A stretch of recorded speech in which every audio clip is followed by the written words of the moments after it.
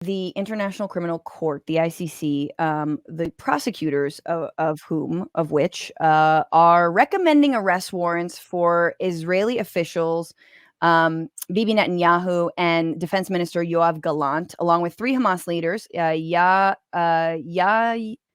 I'm not going to pronounce this, Sinwar, Mohammed Daif, and Ismail Hania. And again, these are recommendations to the panel of judges who will decide whether or not they want to issue these arrest warrants. This is their recommendation after digging through a lot of evidence about the amount of war crimes that have been committed. And they threw in, hey, Hamas committed war crimes too on October 7th. So we're going to throw them in there with the bunch. And there is some great analysis from Ali Abdunima of Electronic Intifada that I wanted to read a little bit of. But it's massive. And obviously Netanyahu's freaking out and mad about it. Republicans are, tripping over themselves to defend him. But so is Joe Biden. Biden immediately issued this statement not long after that says the ICC prosecutor's application for arrest warrants against Israeli leaders is outrageous. And let me be clear, whatever this prosecutor might imply, there's no equivalence, none between Israel and Hamas. We will always stand with Israel against threats to its security. His own administration, he has said that he believes there's been indiscriminate killing of civilians. Mm-hmm. He didn't send 2,000-pound bombs, sent a bunch of other weapons, but because he was worried about the indiscriminate nature of killing civilians. So what's interesting about this, Megan, is that throwing in the Hamas leaders, was the ICC's attempt at saying, look, we hold everyone accountable. This is about both parties in this case.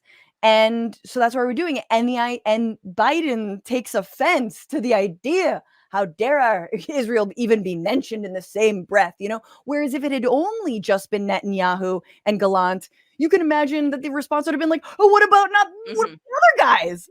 Mm-hmm. Right? So that's sort of where we're at. Again, Biden,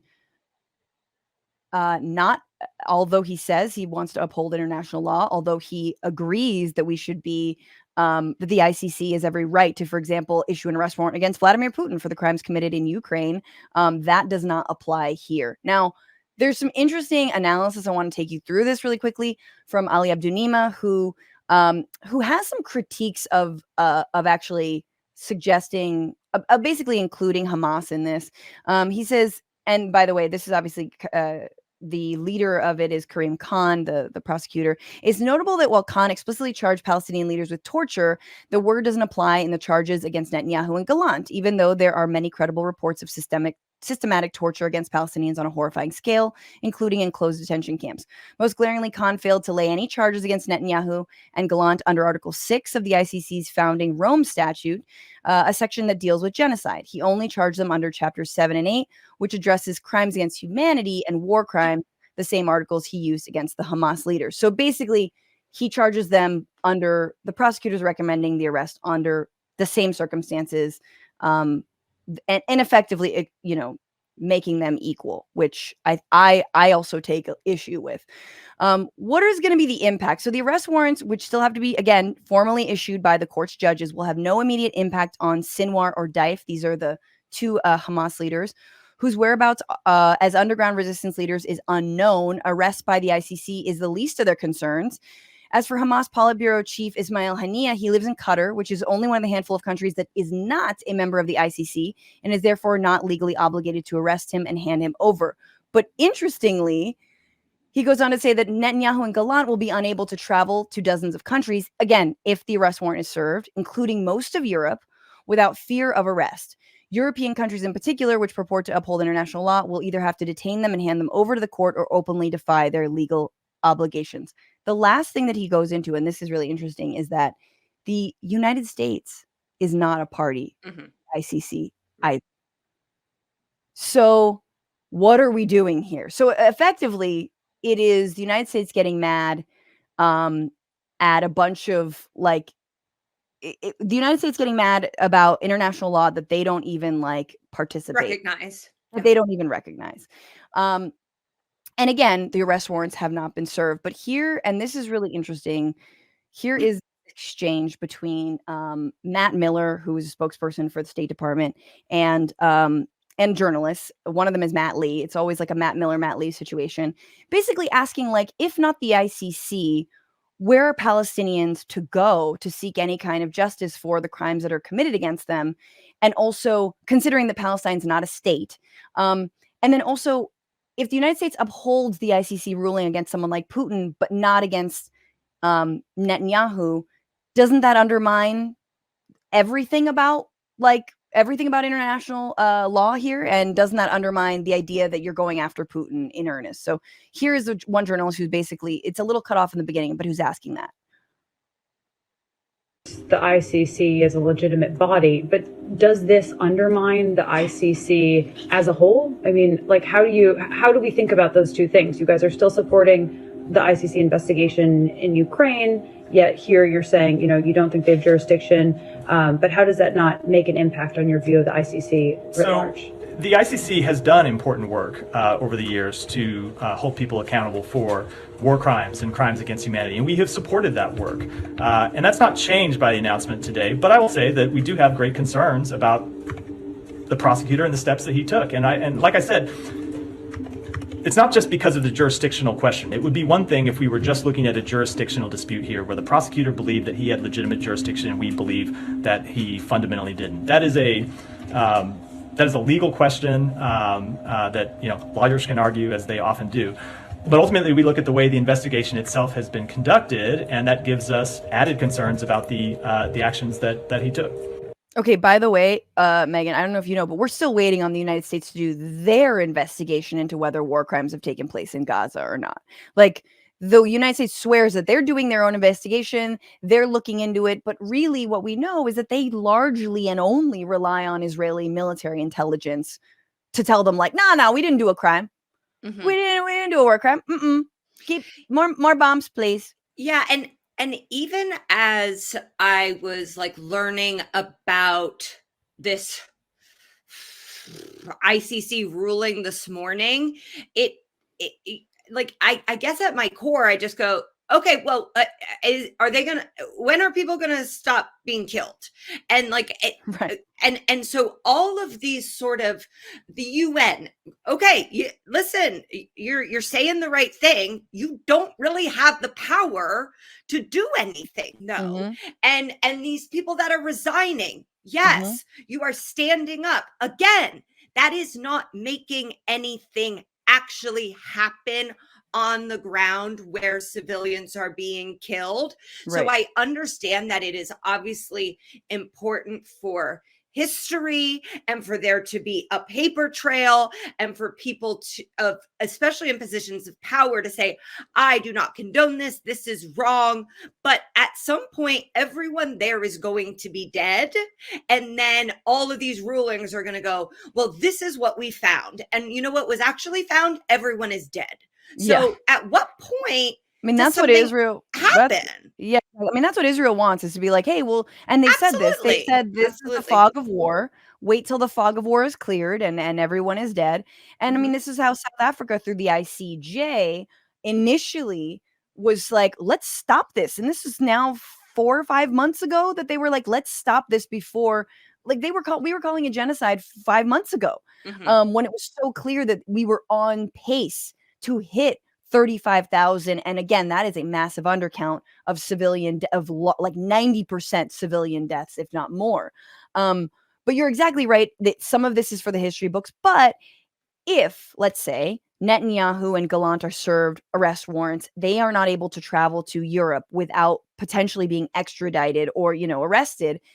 That is incredible. And it would take, I mean, my assumption is it would take Europe being like, well, we're not party to the ICC anymore. Well, we don't want to do that anymore. The ICC was established in part, not just after the First World War, but after the Second World War, in response to the crimes committed in the Holocaust, right? And the entire, as we've talked about on this show with Naomi Klein and others, the entire international human rights framework was developed after the Second World War in response to the treatment of 6 million Jews and more, and so much more. So it's like, it is wild and sick, and once again, so emblematic of how disjointed Judaism and Jews around the world are from this rogue state of Israel, that is flaunting international law in order to ostensibly protect Jews. No, they're flaunting it in order to land grab, in order to colonize, in order to kill. Yeah. Yeah, and I guess like I would throw the United States in there with them too. I don't like that we're not a part of the ICC, but even in this scenario, you see how smart it is that the US can go, well, we're not a part of it, so we can agree with what they're saying about Putin, and at the very same press conference say we don't agree what they're saying about Netanyahu. And I think that's why they're not a part of it, is because they want to pick and choose what, and this is every administration, I'm assuming, wants to pick and choose. Like, listen, some of our allies are going to commit human rights violations, and we need to be able to not have international law come into play, because at the end of the day, the United States believes, because they have shown to be above international law. I mean, what Kareem Khan, this head prosecutor, said, told CNN recently, was that he was told that the ICC is really for African nations and like Russia. Like it's for like those warlords, not our warlords and the ones we deem to be like our war criminals are protected. They're living on ranches in Texas and painting. Like, you know, it's for the other ones. And so, but this is really interesting because I think, you know, recently actually, the UN finally was able to pass a resolution to back Palestinian membership as to be part of the UN and for Palestinian statehood. 12 countries abstained. Obviously, that included Israel and the United States. But so this is Matt Lee, journalist for the AP, basically asking Matt Miller, like, who has jurisdiction if Palestine's not a state? Like, what is it Israel? Isn't that a conflict of interest if their claims and their the people doing the war criming is Israel itself? Who does have jurisdiction here?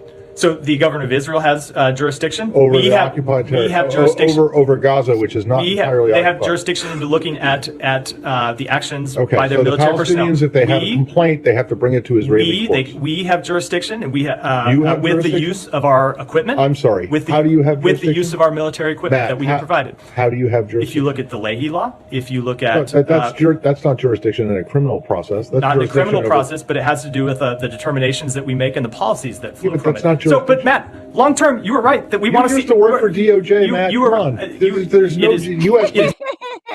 I like even this is the same. This is the same press conference. I'm like, you know, Matt went home and was like, "Whoo, I've had a tough day at work." Yeah, no, Matt Miller is such a punching bag, and he also gives every answer with a smile, because he kind of knows he's having his ass handed to him, and he's like, I might smile while it's happening. And he knows that like Matt Lee is very smart and like is pushing back, and he's correct. He's like, and he's even conceded points to him. It's very funny. So let's finish this. Not have jurisdiction. There are different. I wasn't referring to criminal jurisdiction, Matt. There are different ways to look at this. Long term, we agree with you that the Palestinian people should be a state. I was talking about and then he's just like, okay, fine, Palestine should be a state, but then why don't you fucking vote for it ever? Why don't you ever support it? And by the way, Israel says that will never happen. Netanyahu is completely against a state of Palestine, and largely the leadership in Israel is against it. So, did you watch or listen to any of Biden's Morehouse commencement speech? I have not actually. Okay, full disclosure. Tell me about it. So the valedictorian from Morehouse spoke out. Oh, and just beautifully. And really, like, I was listening to him. I'm like, we got to get him in office. You know, like, this is, you know, the kids are all right. And at one point calls for an immediate ceasefire, an immediate permanent ceasefire. And Biden apparently clapped. Right. And then got up there and said, did not go that far, obviously, but said there needs to be a humanitarian ceasefire. And so like it's just, and I know you know this probably better than everyone. It's so maddening for him to be sitting up there clapping in front of constituents that he desperately needs to vote for him. Yep. Young Black men. If you lose them, you lose. Yeah. And so he is sort of placating, but then also in every act that he's doing the exact opposite of what he's saying. Yeah. Oh yeah. No, he's trying to have it both ways a million times over, and I mean, it's par for the course. But we'll see. You know, I do think it's important that there is this record, and I think that it is all making Israel more of a pariah state, which is important, and isolating them, which is important. And the boycott, divestment, sanctions movement rolls on. What's going on, Frantifa? If you haven't already, subscribe to this channel right now. Hit that button. And also, you can become a patron and support the show every single week. Get access to bonus episodes and exclusive merchandise. Patreon.com/Bitchuation Room. Do it.